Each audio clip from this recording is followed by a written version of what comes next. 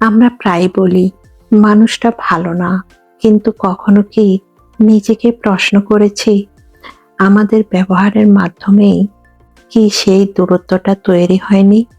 একটি কথা মনে রাখবেন, তলোয়ারের ক্ষত শুকিয়ে যায়, কিন্তু কথার আঘাত হাড় পর্যন্ত গিয়ে পৌঁছায়।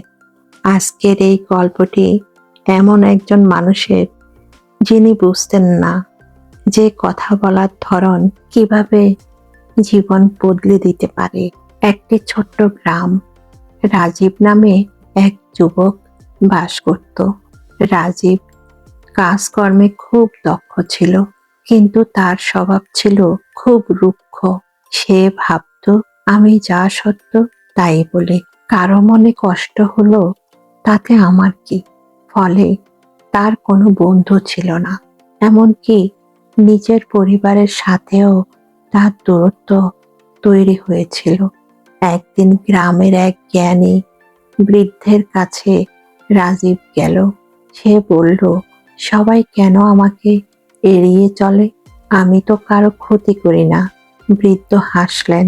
তিনি রাজীবকে একটি কাঁচের গ্লাস দিয়ে বললেন, এটি মাটিতে আছাড় দাও। রাজীব তাই করল। গ্লাসটি শত টুকরো হয়ে গেল। বৃদ্ধ বললেন, এবার বলো তো, গ্লাসটি কি আগের মতো জোড়া লাগানো সম্ভব? রাজীব অবাক হয়ে বলল, না, এটা অসম্ভব। বৃদ্ধ শান্ত স্বরে বললেন, আমাদের কথাগুলো ঠিক তেমন। তুমি যদি কারো মনে একবার আঘাত দাও, এরপর হাজারবার সরি বললেও সেই ক্ষত চিহ্নটা থেকে যায়।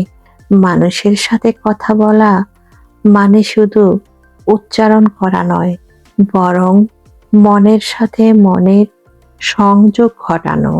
বৃদ্ধ রাজীবকে 3টি জাদুকরী পরামর্শ দিয়েছিলেন, যা আমাদের প্রত্যেকের মনে রাখা উচিত।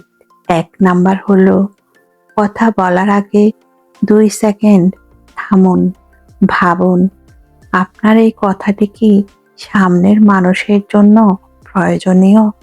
এটি কি তাকে ছোট করছে? যদি উত্তর হ্যাঁ হয়, তবে কথাটি না বলাই ভালো। 2 নাম্বার, আমরা বেশিরভাগ সময় উত্তর দেওয়ার জন্য শুনি, বোঝার জন্য নয়। যখন কেউ কথা বলে, তার চোখের দিকে তাকিয়ে তার অনুভূতিটা বোঝার চেষ্টা করুন।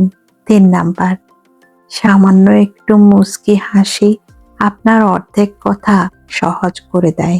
কথা যখন মন থেকে আসে, তখন তা সামনের মানুষের মনে গিয়ে পৌঁছায়।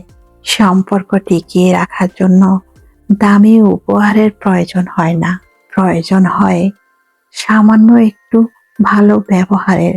আমরা যখন পরকালের কথা ভাবি বা নিজের মানসিক প্রশান্তির কথা চিন্তা করি, তখন মানুষের সাথে ভালো ব্যবহার করাটাই শ্রেষ্ঠ ইবাদত হয়ে দাঁড়ায়।